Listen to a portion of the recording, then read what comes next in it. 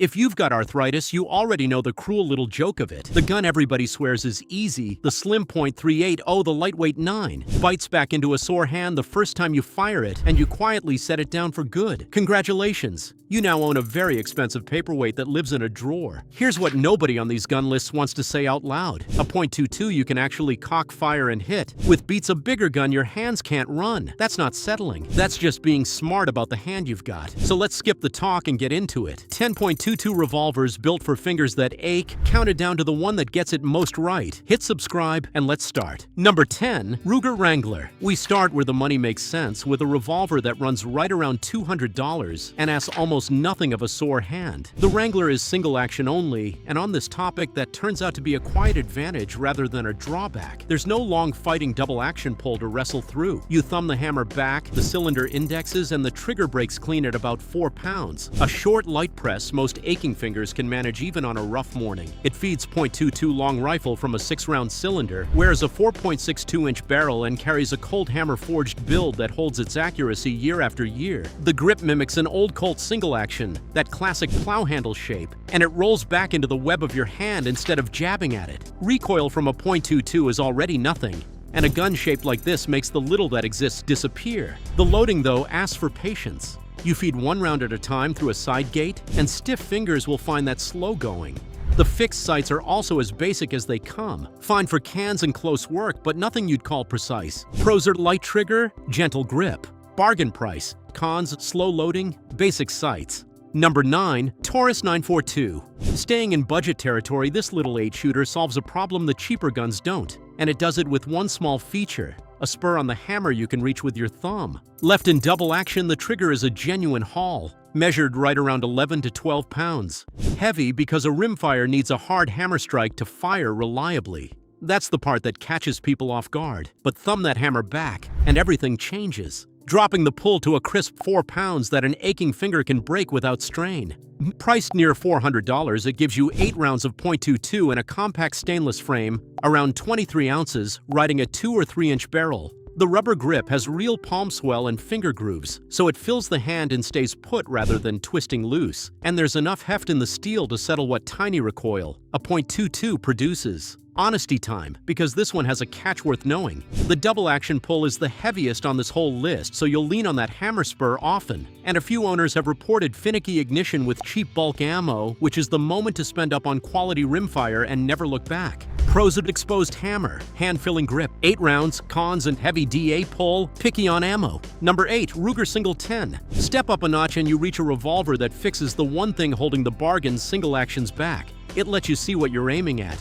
The Single 10 wears Williams fiber optic sights up front, a bright glowing dot paired with a square adjustable rear, and for eyes that have started losing the fine print, that combination is the difference between guessing and knowing. The dot catches light and pulls your focus to it without effort. Like the cheaper cowboy guns, this one runs single action, which means there's never a heavy double action pull to fight. The trigger here gauges right around 4.5 pounds, crisp with no creep, the kind a tender finger appreciates. It holds 10 rounds of .22 in a stainless frame weighing about 38 ounces, and that heft works in your favor, settling the gun into a steady planted hold, rather than something that wavers and twitches. Expect to pay somewhere in the $600 range, which is the trade-off you're weighing against those bargain options below it. The slim gunfighter grips feel wonderful in the hand, and loading is genuinely thoughtful here, since each click of the cylinder lines a fresh chamber up perfectly with the gate, taking some of the fumble out of a slow job. That job is still slow though, feeding 10 rounds one at a time. And at this price, the single-action only design asks real money for a deliberately old-fashioned way of shooting. Pros eat fiber optic sights, light trigger, steady weight, cons, slow loading, pricey, dated. Number 7. S&W 351PD. Everything so far has had some weight to it. This one goes the opposite direction entirely. Pick up the 351PD and your first thought is that someone forgot to put the gun inside the holster because it lands at a feathery 11 ounces empty. Light enough to carry in a robe pocket all day and forget it's there. For someone who skips carrying because a real revolver drags on a sore shoulder or wrist by afternoon, That weightlessness is the whole appeal. It's chambered in .22 Magnum rather than long rifle, a slightly stouter round that still kicks almost nothing, and it holds 7 in the cylinder. The exposed hammer gives you that single-action escape hatch when fingers are stiff, turning the heavy double-action haul into a clean 4-pound press. And the orange fiber optic front sight glows up bright and quick for tired eyes. The wood grip is finger-grooved and surprisingly comfortable for something this small. Running about $700 to $800, it isn't cheap for a .22. The trade-off is the flip side of that featherweight. With so little gun in your hand, the bit of recoil a .22 Magnum makes feels sharper than it would in a heavier frame, and the short grip leaves big hands a finger short. Pros: it's featherweight carry. Exposed hammer, fiber optic sight. Cons: sharper recoil, short grip. Number 6. Ruger LCRX .22. Here's the revolver that exists because somebody at Ruger paid attention. The regular LCR is rightly famous for the best double-action trigger on any little snub, thanks to a friction-reducing cam inside that smooths the whole pull into one even, non-stacking motion instead of the gritty hitch most snubs give you. Brilliant gun, but the standard version hides its hammer, leaving you stuck with that double-action pull no matter what. And on a rimfire, even Ruger's best double-action runs heavy, somewhere in the 10 to 16 pound range, which is exactly the wall that stopped real arthritic shooters cold. The LCRX is the answer because that little X means an exposed hammer sitting right there for your thumb. Cock it, and the same gun that fought you a moment ago breaks at a light clean 4 to 5 pounds. You get 8 rounds of .22, an aircraft aluminum frame that keeps the whole thing under 15 ounces, and the Hogue Tammer grip, which is long enough to fill the hand, and soft enough to settle what little there is to settle. Street price lands around $450 to $500. The catch is that the double-action pull, smooth as it is still genuinely heavy for a sore finger. So you'll be leaning on that hammer most of the time. And the grip, generous as snub grips go, can still leave the largest hands wanting one more finger of room. Pros: smooth trigger cam, exposed hammer, lightweight carry. Cons: heavy double action. Snub size grip. Quick pause, folks. If any of these have been useful so far, do me a favor and hit that subscribe button. It tells me these arthritis-friendly breakdowns are worth making, and it keeps them coming. Alright, at the top 5 where the guns get serious. Number 5. S&W 317 Kit Gun. If failing eyes are as much your enemy as aching hands, this is the one that fights both. The 317 carries the brightest, most forgiving sight setup on the list so far. A fat green fiber optic ball up front that glows the moment any light hits it, dropped into a shallow V-notch rear that almost aims itself. You don't square up a fine front post and a tiny notch the way younger eyes do. You just float that green dot where you want the bullet and press. For someone squinting at a traditional sight picture, that alone can be the reason a gun finally feels usable. Smith built it on the lightweight aluminum J-frame, so it tips the scale near 12 ounces. And yet the grip is a longer synthetic one that fills the hand properly instead of the stubby little stocks most J-frames wear. The exposed hammer is there for thumb cocking into a light single-action shot, and it holds 8 rounds of .22. It rides somewhere around $700 to $800, which is the recurring sting with quality rimfire wheel guns. The honest knocks are the same too that follow most light guns. That heavy double-action pull is still there until you cock the hammer, so plan on using your thumb. And the featherweight frame, lovely as it is to hold up, gives you a touch less of the dead-steady planting that the heavier guns coming up provide. Pros are bright fiber sights, full-hand grip, and exposed hammer. Cons: heavy double action. Light, less steady. Number 4. Ruger SP 101.22. Now the weight swings hard the other way, and that turns out to be a gift. Where the last few guns floated in the hand, the SP 101 plants there. It's built of solid stainless steel and runs right around 30 ounces. And all that mass does something the featherweights can't. It sits dead still while you line up your shots, soaking up the whisper of recoil a .22 makes until firing it feels less like a gun and more like flipping a switch. For a shaky hand on a bad day, a gun that doesn't want to wander is worth its weight in gold. It holds 8 rounds, wears a 4.2-inch barrel, and has a covered back strap so there's no sharp metal digging into your palm, plus a fiber optic front sight that's kinda tired eyes. The exposed hammer is your friend here because thumbing it back drops the trigger to a clean 5 pounds. Expect to pay somewhere from $600 to $800 depending on where you look.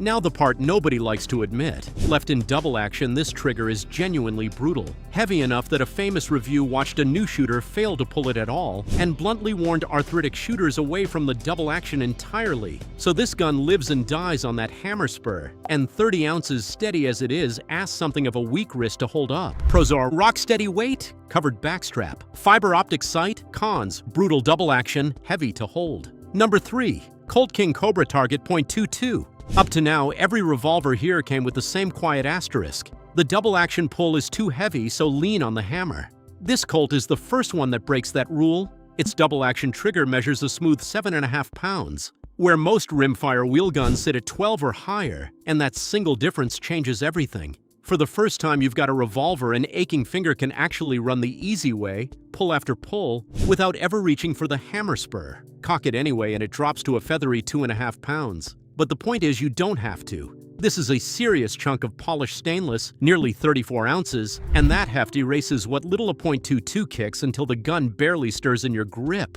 It feeds 10 rounds, wears a 4.25-inch barrel under a vented rib, carries a red fiber optic front with a fully adjustable rear, and wraps your hand in a soft Hogue rubber grip with finger grooves. The catch lives on the price tag, which runs right around $1,000 to $1,200. That money is the honest sticking point. Since this costs 3 or 4 times what the budget guns up top do, and at 34 ounces it's a home gun through and through. Far too much weight to carry on a belt all day. Pros and light double action, recoil killing weight, adjustable fiber sights, cons steep price, too heavy to carry. Number 2. Ruger GP 100.22. Take everything that made the last gun easy to shoot and add even more steel, and you land here, at the softest shooting revolver on this entire countdown. The GP100 weighs a genuine 42 ounces, a true full-size workhorse, and that heft is the whole magic of it. The few ounces of push a .22 produces simply vanish into all that mass, so squeezing this off feels less like firing a gun and more like the gentlest little nudge against your palm. Set it on target and it stays there, planted and motionless. No wobble, no creep. None of the wandering that a trembling hand fights with on a lighter gun. If your goal is putting 10 quiet rounds exactly where you're looking, almost nothing beats it. That's the other number worth savoring. 10 rounds in the cylinder, more than most revolvers offer, with a fiber optic front sight and a fully adjustable rear riding a 5.5-inch barrel, and a cushioned rubber grip wrapped around a hardwood insert that fills the palm beautifully. The single-action pull breaks clean at about 4 pounds once you thumb the hammer. It runs roughly $750 to $900, which is a fair sum, but earns it through sheer build quality and longevity. Two honest cautions, though. The double-action pull is a beast, sailing past 12 pounds on the gauge, so the hammer spur is your path on a tender day.